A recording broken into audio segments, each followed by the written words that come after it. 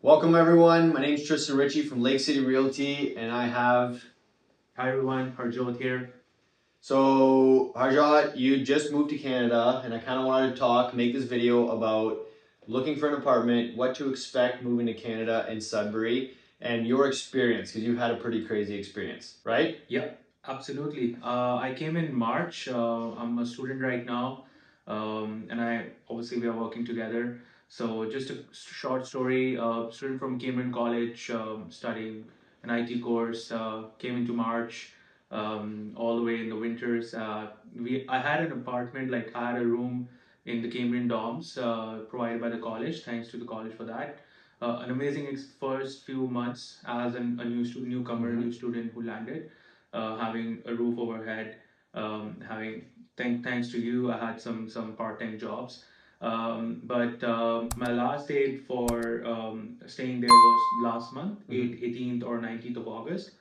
And what we're going to talk today is essentially the story, which also is of each and every student who lands in Canada, specifically to a city like Sudbury, having a lot of dreams and having a lot of hopes, and kind of that shattering down when you go and ask for housing for Mm-hmm.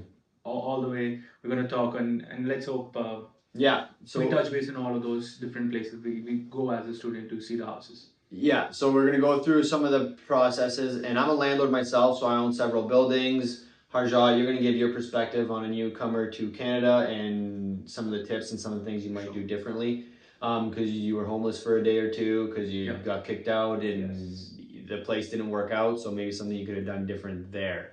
And then from a landlord's perspective, what do we look for when we're looking for new tenants, right? Because we want to it's scary, especially right now with the rates being so high, the mortgage rates.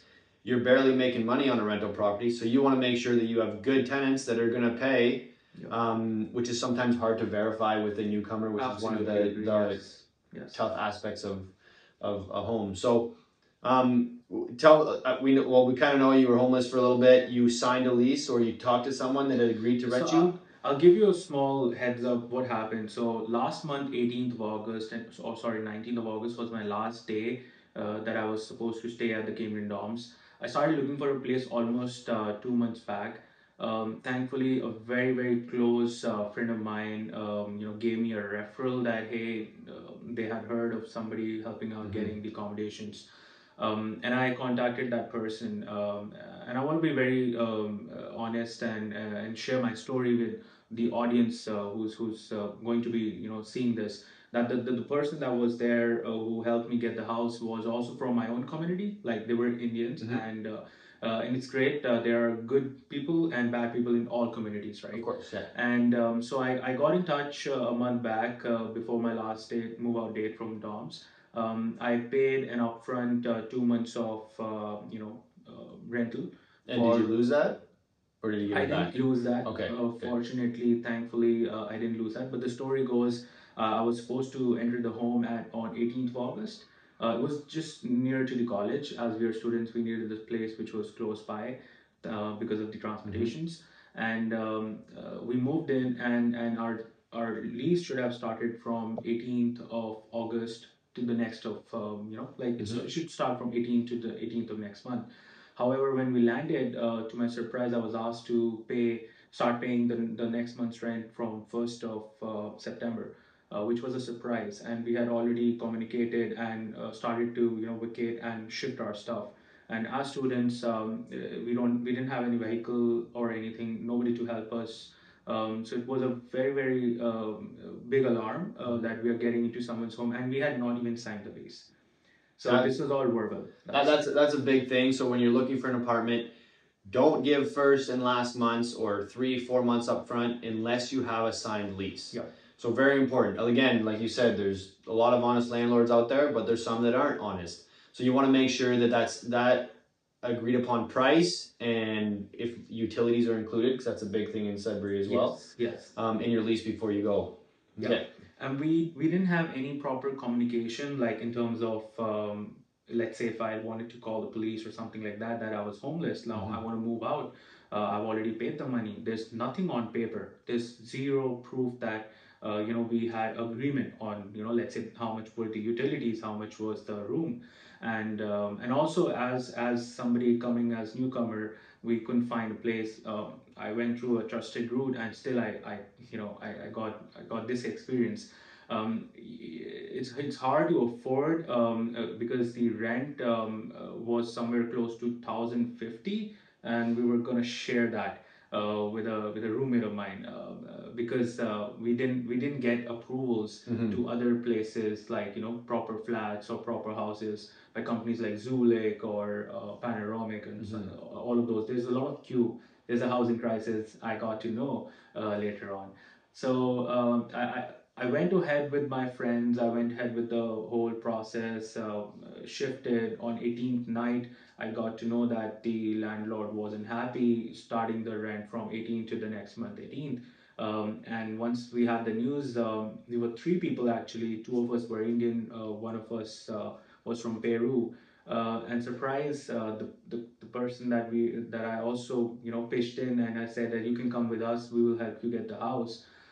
He didn't have any room for himself when he landed in. He had already paid, so there were a lot of mediators in this deal.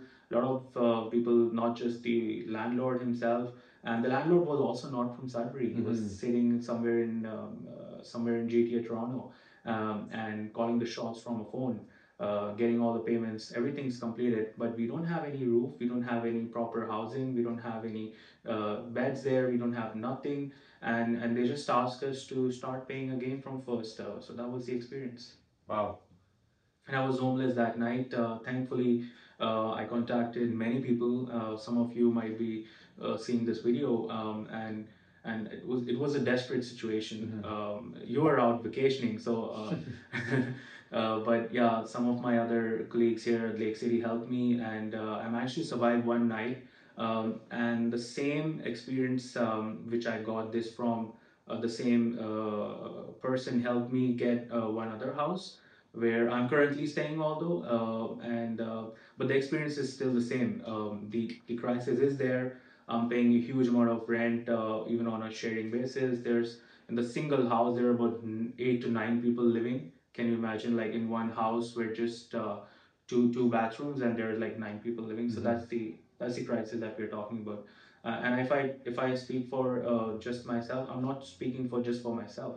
Every student who is coming into Sudbury, be it international, even domestic students, they're all facing this heat that there's actually no space for us to come here, live with peace, and study and give back to the community.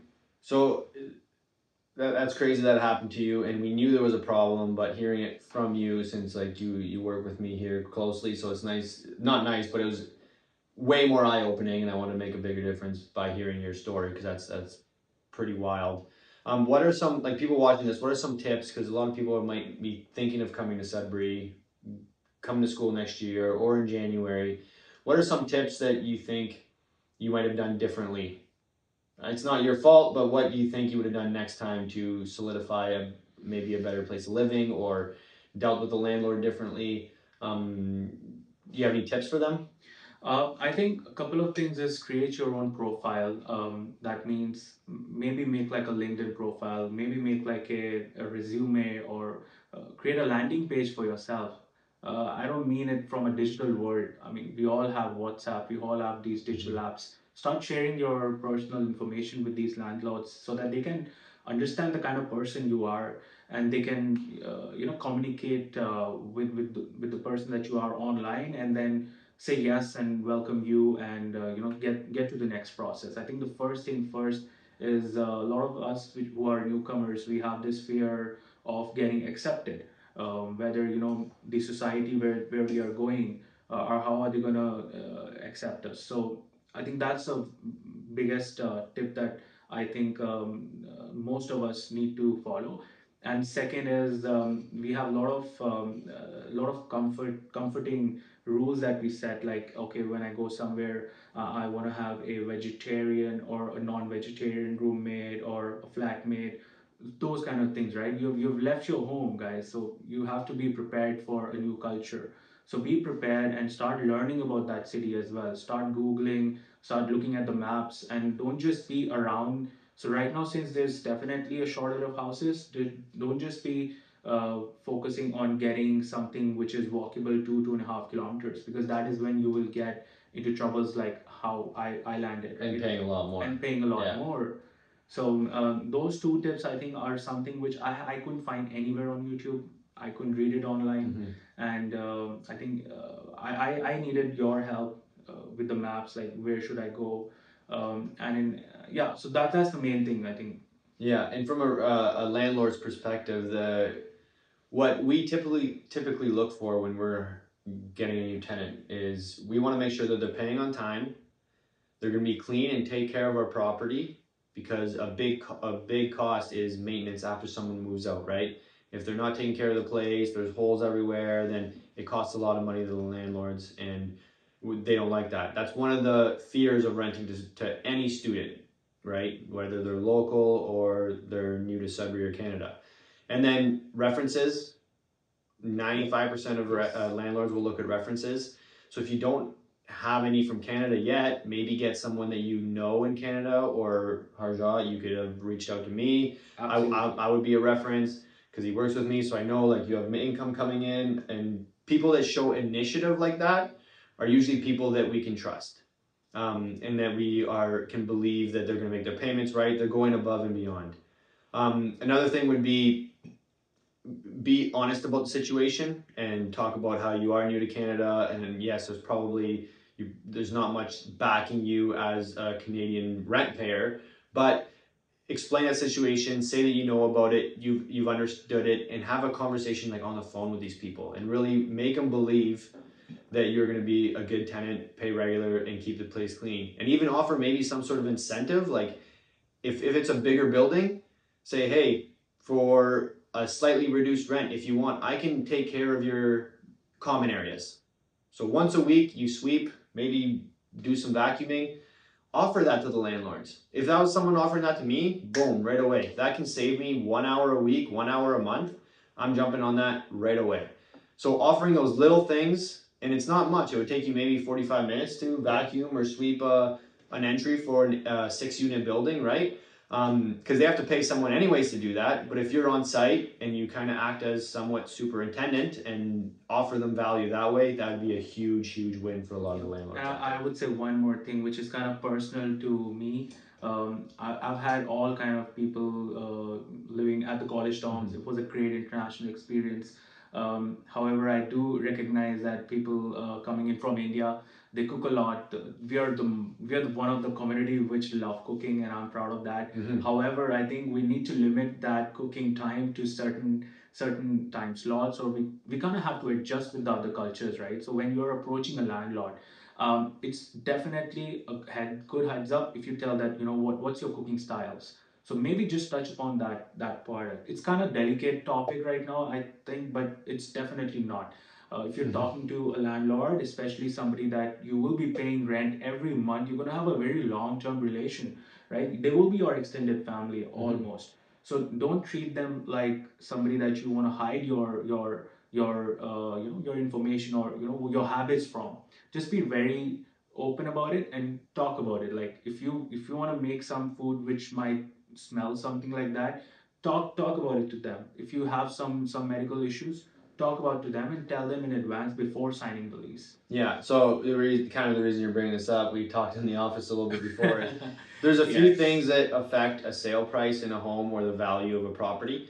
And it has to do with your experience when showing a property. And we had discussed this, and I'm going to mention this, and it's in no way a negative, or I don't know how to say it. Like, I'm not trying to be disrespectful, Absolutely. but there's like the smells in a house can affect it. So sometimes if there's a really strong curry smell, and it's not even the smell of curry, it's when it's embedded in the property, it can affect the sale price. So some landlords are hesitant to have that in their property, but there's ways to fix it. Like, it doesn't mean stop cooking your favorite meal at all.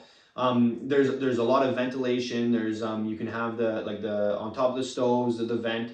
So if that's on more often, then you can usually clear it out a little bit. But that's just something to keep in mind for certain landlords. And again, bring that up with them. Say, hey, I do like to cook. Is there something that we can do to help mitigate the smell a little bit? And again, it feels even weird bringing it up. I felt weird asking you about it, but it's just an important fact. And again, not disrespectful, because I love Indian food. So it's we all know one dish for sure. If I ask you, you know any other dish than butter chicken, you don't know them, yeah. Yeah. Oh yeah. We eat that So, regularly. we all eat them. The Canadian version, probably. The Canadian version, yes. But I think it's this is what we all talk in the office as well, and I brought it, addressing the elephants first. So please address it with your landlords and your future family, right? So yeah. Well, I think we don't make it too long. So if you guys have any questions, we can do a follow-up video too. We kind of just want to do an overview of Harjot's experience, my view as a landlord, notes if you're moving to Sudbury or Canada. You can feel free to reach out to either of us to ask us any questions. I'm on Instagram at Ritchie, and I'm at Harjot _ride no limit. Biker guy. So thanks for listening. Again, if you have any questions, feel free to reach out, or just comment below. Please like, subscribe. It truly helps, and we'd really appreciate it. Thank you guys later.